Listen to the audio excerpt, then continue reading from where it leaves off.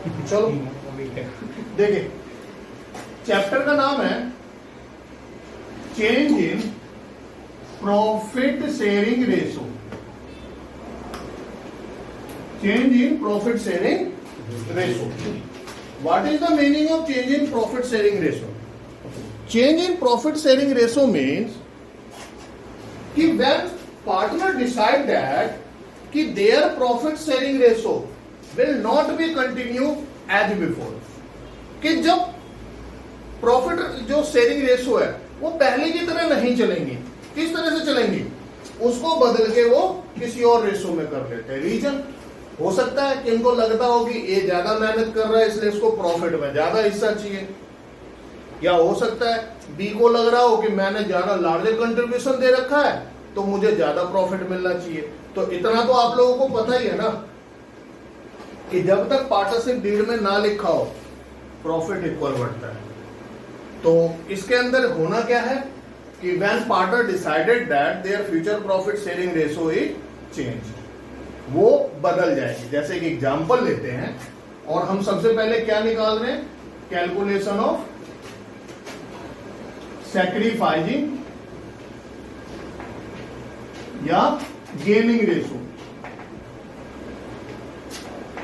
Sacrificing या gaining ratio, ठीक है, करवा चुका हूं मैं, फिर भी एक बार रिवाइज करवा रहा हूं। क्या इसमें पार्टनर क्या कहते हैं कि एबीसी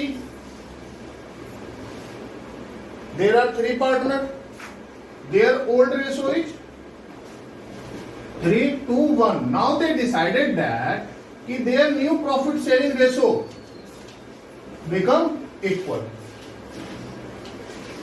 उनका न्यू प्रॉफिट शेयरिंग रेशो क्या होगा? इक्वल होगा। क्वेश्चन क्या है कि old ratio between partner is 3:1। Now they decided that their new profit sharing ratio is equal 1:1:1। क्या कह रहा है? कैलकुलेट करिए सैक्रिफाइसिंग रेशो, गेनिंग रेशो, ठीक है। तो आइए करते हैं। सॉल्यूशन क्या है? सिंपल सा है ना। आप सीधा सैक्रिफाइसिंग रेशो का फार्मूला लगाओ। What is the sacrificing ratio? Old ratio minus new ratio. New ratio. Old ratio minus new ratio. In this question old ratio is 3/6। तीनों को ऐड कर दीजिए, 6 आ गया, 3/6। और न्यू रेशो 1/3। बी की सैक्रिफाइसिंग क्या है? 2/6 माइनस 1/3। ठीक है। जब सी की निकालेंगे तो 1/6 माइनस 1/3। एलसीएम लेना आता है। After taking LCM 1/6, 0/6, 1 - 2 - 1/3। तो याद रखिएगा एलसीएम लेने के बाद जो रिजल्ट आ रहा है ये प्लस में है तो इसका मतलब है ये सैक्रिफाइस किया है, और जिसका माइनस में आ गया वो गेन किया, और इसको तो कोई फर्क ही नहीं पड़ा। ठीक है।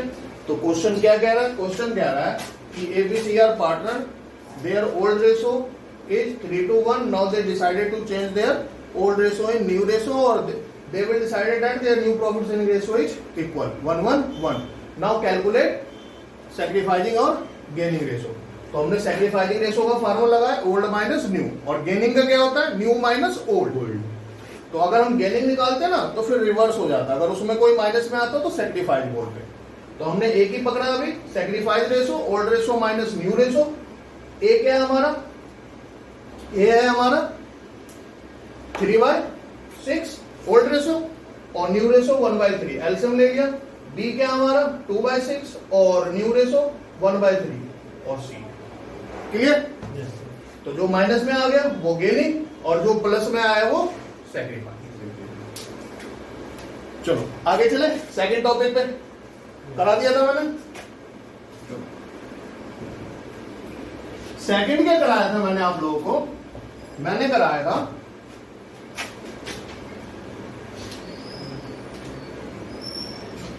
Treatment of goodwill. Treatment of goodwill, ठीक है। ट्रीटमेंट ऑफ गुडविल का मतलब क्या है कि जब भी आप पार्टनरशिप फर्म का क्या कर रहे हैं, रिकंस्टिट्यूशन कर रहे हैं। रिकंस्टिट्यूशन मीन्स दोबारा से हम उसको कंस्टिट्यूट कर रहे हैं, एक तरह से पुराना वाला खत्म करके। क्योंकि जब भी प्रॉफिट एंड रेशो चेंज होगा तो जितने भी पार्टनर्स हैं सबका कंपनी के ऊपर क्या क्या क्या फर्क पड़ेगा। एक तरह से जो इनकी ओनरशिप होती है वो भी चेंज हो जाएगी। अगर वो पहले कौन सी रेशो में बांट रहे थे, 3:1 में, और न्यू रेशो हो गई 1:1, तो इसका मतलब है सी का 1 में से छठा हिस्सा है, क्योंकि 1/6 शेयर हो गया ना। तो अगर ₹1 है तो उसको उसका 1/6 मिलेगा, ठीक है। और जब रेशो चेंज हुई तो ये क्या बता रहा है कि 1 का थर्ड मिलेगा। तो यहां पे हमें देख के ही पता चल रहा है ये फायदे में है। तो जब फायदे में है तो होगा क्या, गुडविल में भी फायदे में रहेगा। अगर कोई जनरल रिजर्व ऑलरेडी एग्जिस्ट है उसमें भी फायदे में रहेगा। इन्वेस्टमेंट फ्लक्चुएशन फंड कोई पहले से एग्जिस्ट है तो उसमें भी फायदे में रहेगा। वर्कमैन कंपनसेशन रिजर्व है उसमें भी फायदा रहेगा। यदि कि कहा जाए तो रिजर्व एंड सरप्लस की सारी चीजें, रिजर्व एंड सरप्लस में क्या आता है, general reserve, P&L, capital reserve, investment fluctuation reserve, मतलब कहा जाए कोई भी फंड और रिजर्व सब रिजर्व एंड सरप्लस के पार्ट होते हैं, जो आप लोग थर्ड बुक में जाके बैलेंस शीट वाले क्वेश्चन में समझेंगे। तो हर चीज में उसको बेनिफिट हो रहा है, तो क्या ऐसे ही दे दें, नहीं, उससे हम सब चीजों में जितना बेनिफिट हो रहा है इस टाइम हम उसको ट्रीट करेंगे और उससे लेंगे। और जिसको लॉस हो रहा है इसमें देखा जाए ना, तो अभी हमने क्वेश्चन किया था, ए को सेक्रीफाइस कर रहा था, sacrifice means loss, a sacrifice कर रहा था जबकि सी क्या कर रहा था, गेन। तो सी ए को देगा, गुडविल का हिस्सा भी लाके देगा, जनरल रिजर्व भी लाके देगा, वर्कमैन कंपनसेशन फंड रिजर्व है वो भी देगा, ठीक है। इवन जो एसेट्स और लायबिलिटी है फंड की, मतलब कंपनी की, फर्म की एसेट्स और लायबिलिटी, उसमें भी शेयर देगा, ठीक है। लेकिन अगर क्वेश्चन में कई बार ये भी कहता है, आपने देखा था जब जनरल रिजर्व हम करते हैं कि भाई हमें आगे नहीं लेके चलना है तो हम बांट देते हैं पार्टनर में, इसलिए वो लेके नहीं आता। लेकिन कई बार कहता है कि हमें कंटिन्यू करना है, तो उस टाइम में हम 1 सिंगल जनरल एंट्री पास करेंगे, गेनिंग टू सैक्रिफाइसिंग करेंगे। बात आई समझ में? तो सिंपल सा कहना है कि whenever there is a change in profit sharing ratio, it means reconstitution of firm, और reconstitution of firm means कि पार्टनरशिप में सबका मालिकाना हक, जो ओनरशिप है वो चेंज हो जाता है। और जब चेंज हो जाएगा तो एसेट्स, लायबिलिटी, सब पे ओनरशिप चेंज हो जाएगी। अभी तक एक एग्जांपल लिया जाए तो ये अगर 1 लाख रुपीज की सपोज करिए एसेट्स है तो उसमें इसको छठा हिस्सा मिल रहा था, 1 लाख रुपीज पे 6th हिस्सा। अगर आप इसको डिवाइड करेंगे 16,667 रुपए बनेगा, ठीक है, 16,667। लेकिन जब 1/3 हो गया तो 33,000 मिलेगा, 16,000 एक्स्ट्रा नहीं मिल रहा। तो ऐसे ही दे दे क्या, नहीं। तो उसी के लिए हम ये सारी ट्रीटमेंट करते हैं। और कई बार क्वेश्चन में आता है कि why we valued goodwill, give any 2 reasons. तो 1, when there is a change in profit sharing ratio between partner, we valued goodwill, जो पिछला चैप्टर था, ठीक है। दूसरा, एडमिशन ऑफ पार्टनर, कि जब कोई पार्टनर एडमिट होता है तब भी गुडविल वैल्यूड करते हैं। तीसरा, रिटायरमेंट होता है, डेथ होती है, जब सेल करते हैं, तो ये सारे रीजन हम गुडविल वैल्यूड करते हैं। तो इसीलिए हमने पिछले चैप्टर में गुडविल वैल्यूड करना सीखा था, अब के बाकी के सारे चैप्टरों में हम ट्रीटमेंट करेंगे। तो देखिए यहाँ पे question same, ABC are partner, their profit sharing ratio is 3:1. Now they decided to change their profit sharing ratio between equal 1:1. Now at that day goodwill is valued 60,000. 60,000. Generalized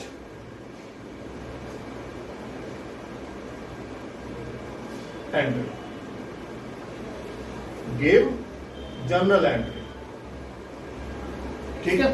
आपको मैंने सिखाया था जब भी क्वेश्चन साइलेंट हो, इस तरह से हो कि सिर्फ जनरल एंट्री करिए, आप हमेशा गुडविल को क्या करेंगे, ओल्ड रेशो न्यू रेशो में बांटिए और गेनिंग टू सैक्रिफाइसिंग कर दो। क्या कर दो, gaining to sacrificing. Working note बनाइए।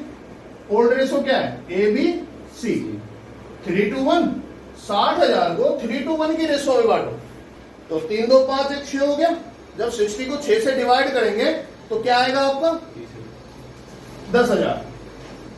10 को 2 से मल्टीप्लाई करो तो 20 आ गया, और 3 से करोगे तो 30। ऐसा कर दिया ना। इसका सम कितना हो गया 6। जब 60,000 को आप 6 से डिवाइड करोगे 10 आ गया।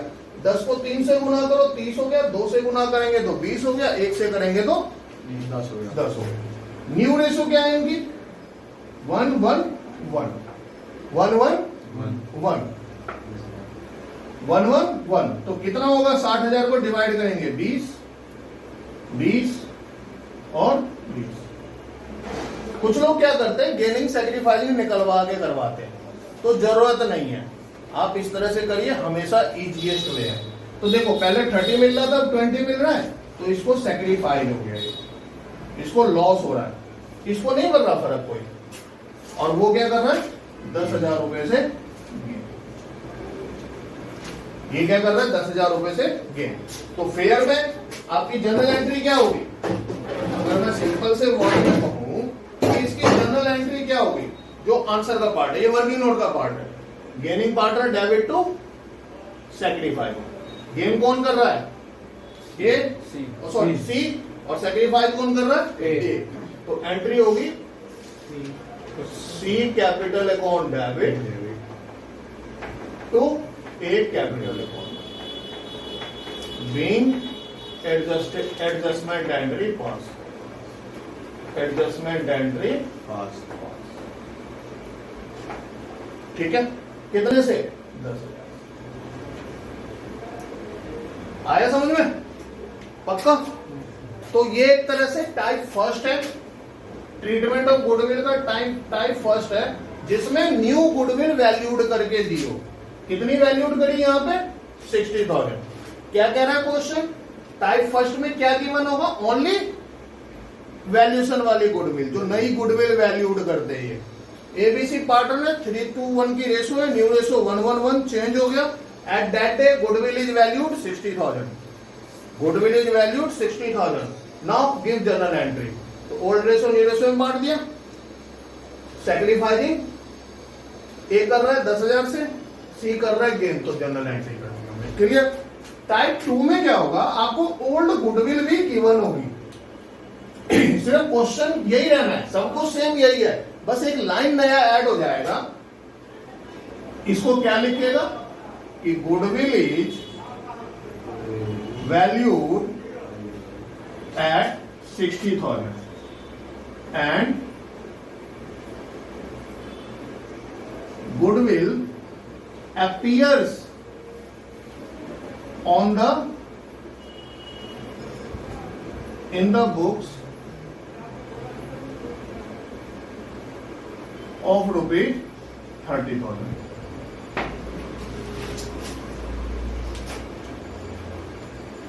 पास जनरल एंट्री। इसमें क्या चेंज आ गया, इसमें सिर्फ इतना चेंज आ गया कि वो कह रहा है गुडविल अपीयर्स है बुक में on which date, on the date when goodwill is valued 60,000।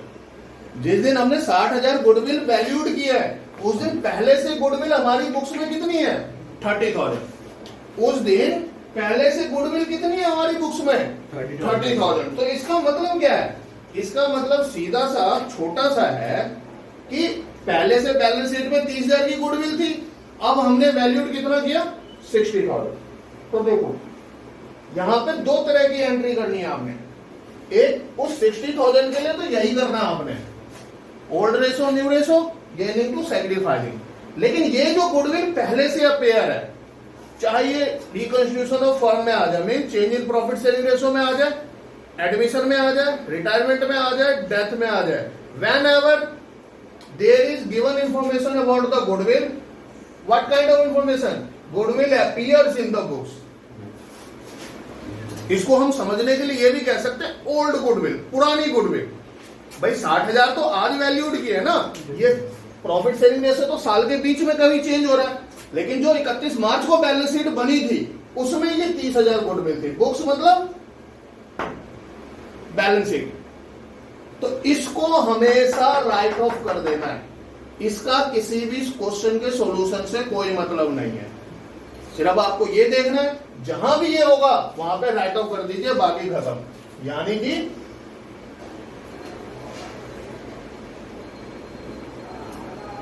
हमने अभी ये कर रखा है ना, तो हम इस 30,000 को क्या करेंगे, राइट ऑफ कर देंगे। क्या एंट्री होगी, इससे पहले करना है आपने, आपको इस वाली एंट्री से पहले करना है। ऊपर क्या करोगे, देखिए, all partner capital account debit to goodwill. क्या कहा मैंने, A capital account debit, B capital account debit, C capital account debit to goodwill account. Being old goodwill, return of between old partner in old ratio।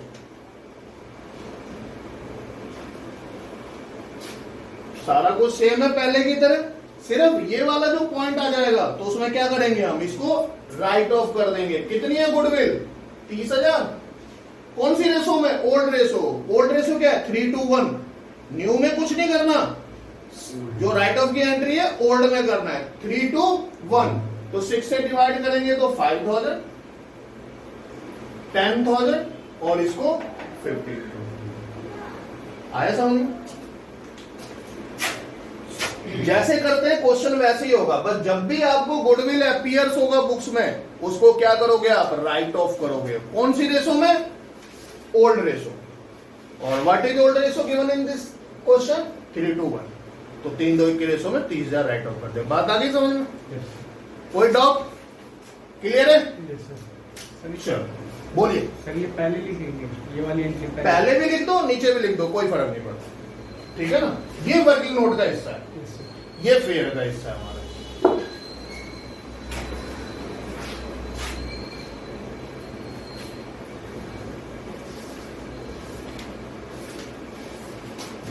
अगली आइए, 2 topic हो गए ना। तीसरे, treatment of general reserve, general reserve, reserve fund. ठीक है, 2 types हैं इसके अंदर। क्या, व्हेन पार्ट। तो देखिए, टाइप थर्ड क्या कह रहा है, ट्रीटमेंट ऑफ जनरल रिजर्व या रिजर्व फंड। 2 तरीके हैं, एक जब पार्टनर कह रहा है डिस्ट्रीब्यूट कर दीजिए, ठीक है। दूसरा क्या कह रहा है, भाई डिस्ट्रीब्यूट नहीं करनी है, एडजस्टमेंट एंट्री पास करना है। इसका मतलब ये भी होता है पास सिंगल जनरल एंट्री, पास सिंगल जनरल एंट्री। तो देखो क्वेश्चन सिंपल सा है, क्वेश्चन में वही लूंगा जो था पहले। General reserve 60,000, old ratio ABC 3:1। Now they decided new ratio क्या होगी, 1:1। ये क्वेश्चन है। अब टाइप फर्स्ट होगा तो इस तरह से करिए, टाइप 2 होगा तो इधर आ जाइए। क्वेश्चन क्या है, जनरल रिजर्व 60,000, देयर प्रॉफिट से ओल्ड रेशो 3:1 और न्यू क्या है 1:1। कह रहा है जनरलाइज करो। तो मुझे एक बार बताइए, मैंने आपको 2 टाइप बताया। पहला क्या बताया, when partner want to distribute general reserve. तो अगर ये क्वेश्चन होता कि जनरल रिजर्व 60,000 है, ओल्ड रेशो न्यू रेशो ये है, और पार्टनर चाहते हैं कि जनरल रिजर्व को क्या करें, डिस्ट्रीब्यूट कर ले, तो क्या एंट्री पास करोगे, general reserve account debit to A capital account, B capital account और to C capital account. Narration being general reserve distributed. कितनी है जनरल लेजर? 60,000। कौन सी रेशो में? ओल्ड में। कौन सी में बांटोगे? ओल्ड में। 30,000, 20,000 और 10,000। बात आई समझ? जनरल लेजर बांटने को कह रहा है, रिजर्व फंड बांटने को कह रहा है, प्रॉफिट एंड लॉस का प्रॉफिट बांटने को कह रहा है। तो आप क्या एंट्री करोगे? जनरल लेजर डेबिट, नहीं तो प्रॉफिट एंड लॉस डेबिट, नहीं तो जो रिजर्व फंड है तो रिजर्व फंड लिखिए। तो क्या एंट्री होगी? A debit, B sorry general ledger debit to A, B और सी। ओल्ड रेशो में बांट दिया। आया समझ में? क्लियर? लेकिन क्वेश्चन में लाइन दिया होगा कि वो डिस्ट्रीब्यूट करना चाहते हैं जनरल लेजर। ठीक है? तो इस केस में गुडविल हम जनरल लेजर में बांटने के बाद बैलेंस शीट में नहीं दिखाते हैं, क्योंकि जनरल लेजर तो बट गया ना। अब याद है ना, जो रसगुल्ला बट जाएगा वो फ्रिज में थोड़ी ना दिखता है बाद में। तो जनरल लेजर बट गया तो आपकी बुक्स में नहीं नजर आएगी, खत्म। दूसरा क्या कह रहा है? वो एडजस्टमेंट एंट्री चाहते हैं, वो इसको बांटना नहीं चाहते। Instead of distributing general ledger they want adjustment entry. तो बेटा ये जब भी मिल जाए ना, कुछ नहीं करना आपने, बस घंटी बजा लो। Old ratio, new ratio, A B C. 60,000 को बांटो। ओल्ड रेशो क्या है इनकी? 30, 20, 10। न्यू रेशो क्या है?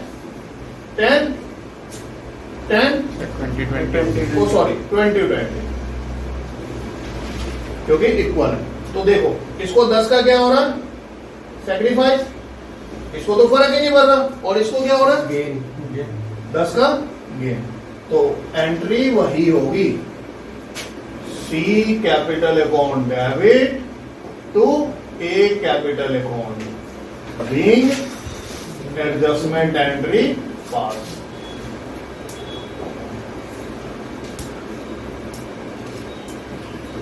$10,000।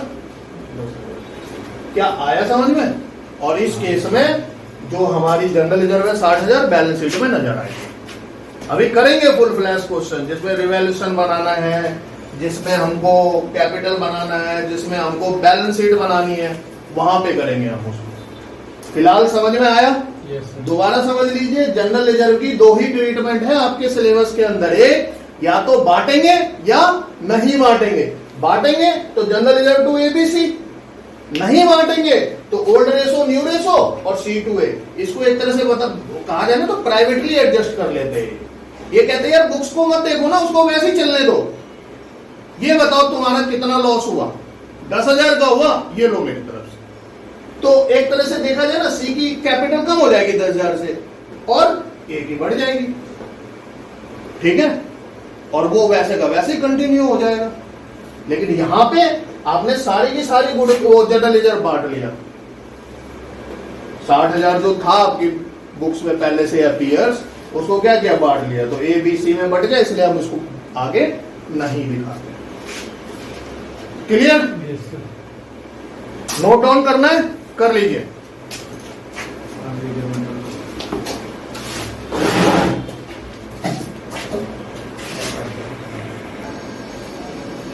चलिए आइए, ट्रीटमेंट ऑफ वर्कमैन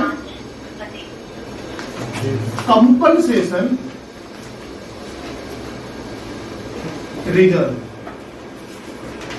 देखो होता क्या है, वर्कमैन कंपनसेशन रिजर्व हम क्यों बनाते हैं?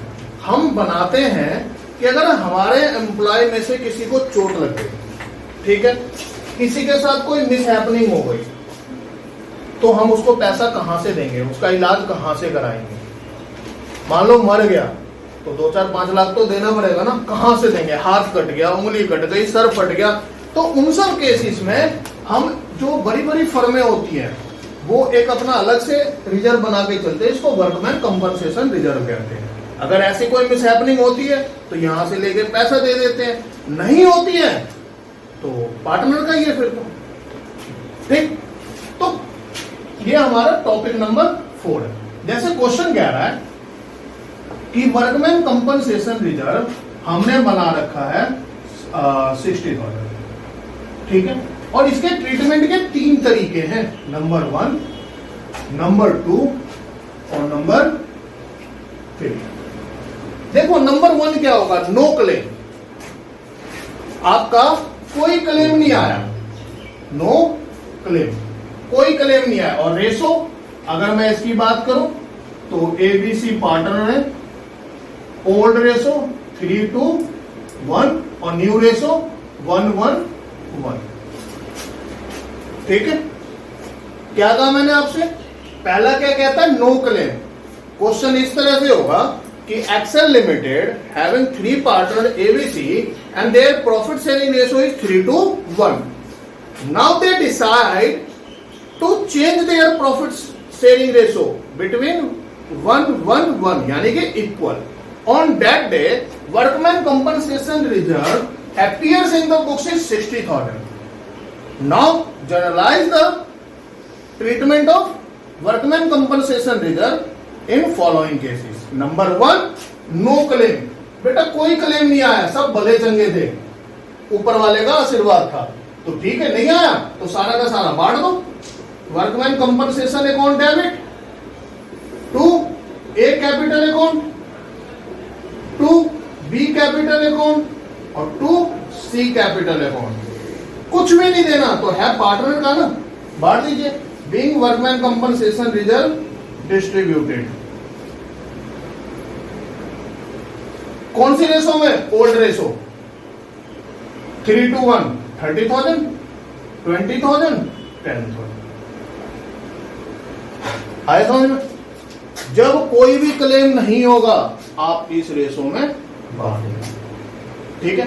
अब दूसरे टाइम में यह हो सकता है क्लेम एराइज हो गया कितने का, 30,000 का, कितने का, 30,000 का।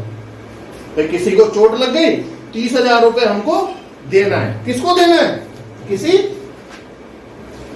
एम्प्लॉय को, किसी एम्प्लॉय को हमें देना पड़ेगा क्योंकि उसको चोट लग गई। तो क्या एंट्री पास करोगे, workman compensation reserve account debit to workman compensation reserve claim account. किसको चोट लगी, किसी एम्प्लॉय को, वर्कमैन कंपनसेशन क्लेम अकाउंट, कितने से, 30,000 से। टोटल हमारे पास 60 था, चोट लगी किसको, किसी एम्प्लॉय को, तो कितना देना पड़ रहा है क्लेम, 30,000। कितना देना पड़ रहा है, 30,000। तो बाकी क्या बचा हमारे पास, 30,000। तो 30 वो पार्टनर बांट लेंगे, सिंपल सी चीज है। तो A capital account debit, oh sorry credit, B capital account, C capital account. कितना बांटेंगे ये लोग, 30,000।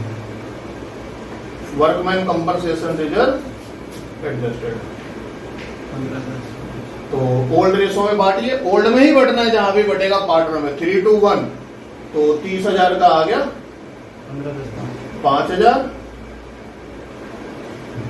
10 और 15, इन तीनों को बैलेंस बांट दिया। क्या आया समझ में, आया समझ में, पक्का। Yes sir. तीसरा, जब क्लेम आ गया कितने का, 1,20,000 का, क्लेम कितने का आ गया, 3 लाख रुपए का। कितने का आ गया, 3 लाख रुपए का। हम बना के कितना चल रहे थे, 60, क्लेम कितने का आ गया, 3 लाख।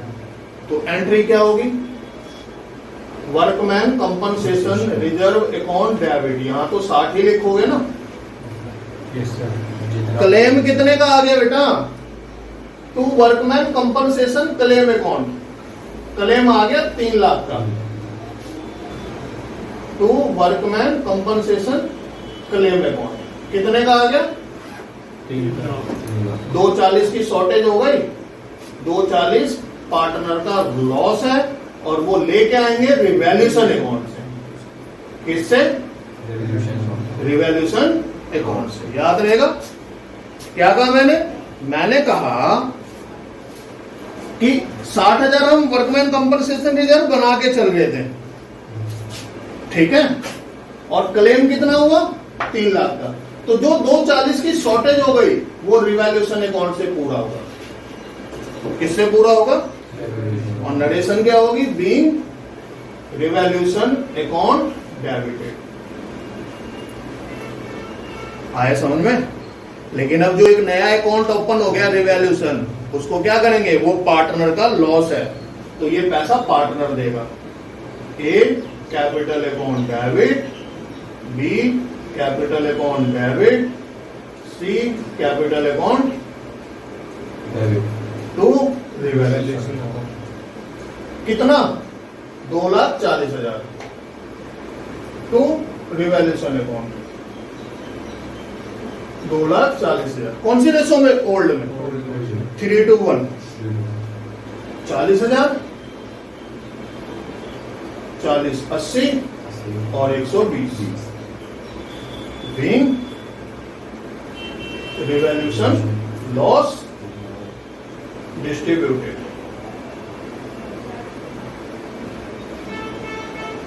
आया समझ में? तो वर्कमैन कंपनसेशन रिजर्व की 3 ही कहानी है। नंबर 1, जब कोई क्लेम नहीं आया पार्टनर को दे दो। जब क्लेम आया कम आया, क्या आया? कम आया। कम आया तो जितना आया वो क्लेम में दे दो, जो बचा पार्टनर को दे दो। अब उल्टा हो गया, ज्यादा आ गया तो लॉस हो गया ना, तो रिवैल्यूएशन से लॉस पूरा करिए और उसके बाद वो पार्टनर में बढ़ जाएगा। कभी ये भी तो हो सकता है कि पूरा 60,000 का क्लेम आ जाए, 60,000 का क्लेम आ जाए, तो एंट्री क्या करोगे? Workman compensation reserve debit to workman claim 60,000, बस खत्म। पार्टनर का नाम ही नहीं आएगा, बचेगा तब ना पार्टनर का आएगा। आए समझ में? अच्छे से नोट कर लोगे? चलिए अब एक इसी का मिलता जुलता भाई करते हैं, इन्वेस्टमेंट फ्लैक्चुएशन फंड। देखो वर्कमैन कंपनसेशन रिजर्व तो एम्प्लॉय के लिए होता है कि अगर उनको कंपनसेट करना है, लेकिन अब क्या बता रहा हूं मैं आपको? 5वां topic, treatment of investment fluctuation fund, या इसको शॉर्ट में लिख देता हूं IFF। Investment fluctuation fund. देखिए इन्वेस्टमेंट फ्लैक्चुएशन फंड क्यों बनाया जाता है? Why we create investment fluctuation fund? तो investment fluctuation fund is create to compensate,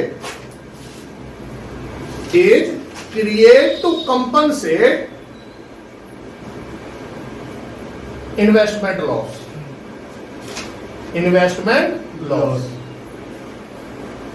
investment fluctuation fund बनाया जाता है कि इन्वेस्टमेंट में जो लॉस होता है हमें, मान लो हमने रिलायंस इंडस्ट्रीज के शेयर खरीद रखे हैं 3 लाख रुपए के, कंपनी भी तो कर देती है ना इन्वेस्टमेंट, तो 3 लाख रुपीज का हमने इन्वेस्टमेंट कर रखा है।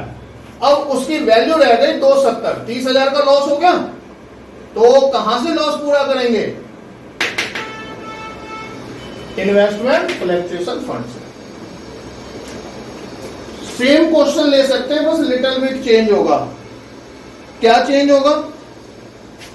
देखो हमने पहले से इन्वेस्टमेंट फ्लैक्चुएशन फंड बना रखा है, कितने का?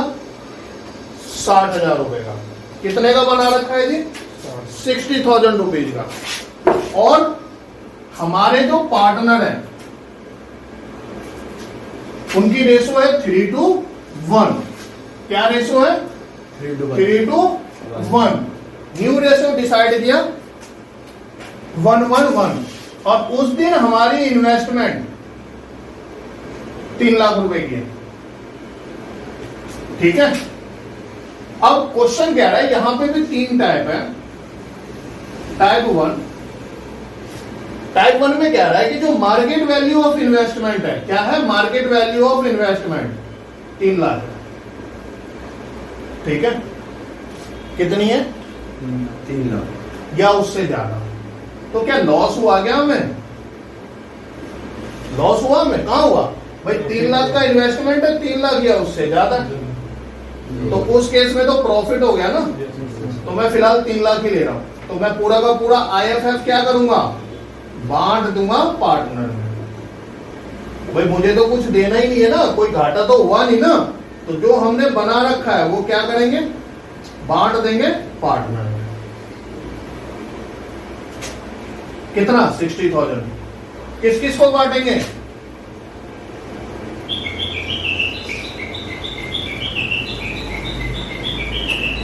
ओल्ड रेशो 3-2-1 यानी कि 30,000, 20,000 और यहां पे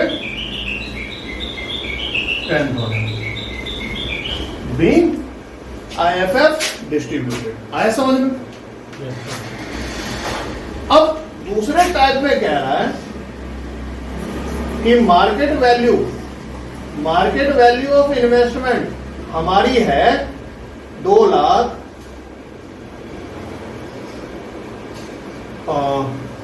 2 लाख कितना ले लें, 70 ले लें, राउंड फिगर में आ जाए। ठीक है, तो कितने का लॉस हो गया, 30 का। तो देखो IFF account debit to investment account, हमारे पास 60,000 थे, जो 30,000 का लॉस हुआ वो यहां पूरा करेंगे इन्वेस्टमेंट में, और बाकी का ए, बी और सी, ए कैपिटल, बी कैपिटल, सी कैपिटल, ये इनको बांट देंगे। कौन सी रेशो में, वही ओल्ड। तो 3-2-1 6 कितना आएगा, 15, 10 और इसको भी के लिख सकते हैं, के का मतलब पता है ना, 1000 होता है। आया समझ में? पक्का? अभिषेक क्लियर है? Yes sir. एक तरह से वर्कमैन ही तो है, यस सर। देखा जाए तो गौर से। और तीसरा आ गया market value of investment is 1.5 lakh, 1.5 lakh का लॉस हो गया, और हमारे पास पूरा करने के लिए है कितना, 60,000। तो बाकी का पैसा कौन देगा, रिवैल्यूएशन देगा। तो क्या एंट्री होगी, IFF account debit 60,000 to investment account कितना, 1.5 लाख। मैं थोड़ा फिगर यहाँ चेंज करता हूँ, नहीं तो आप लोग थोड़ा कंफ्यूज जाओगे, सोचोगे 1.5 लाख यहीं से लिख दिया सर ने। मैं इसको कर देता हूँ 1,20,000। ठीक है, तो 60,000 का लॉस है ना, तो 60 लिखेंगे। इन्वेस्टमेंट में कितना लॉस है भाई, 3 लाख का था हमारा, आज मार्केट वैल्यू कितनी रह गई, 1,20, तो 1,80 का लॉस हो गया ना। Yes sir. अर्स भाई इन्वेस्टमेंट 3 लाख की थी हमारी, आज उसकी वैल्यू 1,20,000 हो गया, 180 का लॉस हो गया। 1,80 का लॉस है। तो रिवैल्यूएशन से कितना लेंगे, 60, रिवैल्यूएशन से 1,20,000, और वो रिवैल्यूएशन ए, बी, सी कैपिटल अकाउंट कितना है, 1,20,000। कौन सी रेशो में, ओल्ड 60,000, 40 और 20। नरेशन यही होगा, बीइंग रिवैल्यूएशन डेबिटेड और बीइंग रिवैल्यूएशन लॉस डिस्ट्रीब्यूटेड।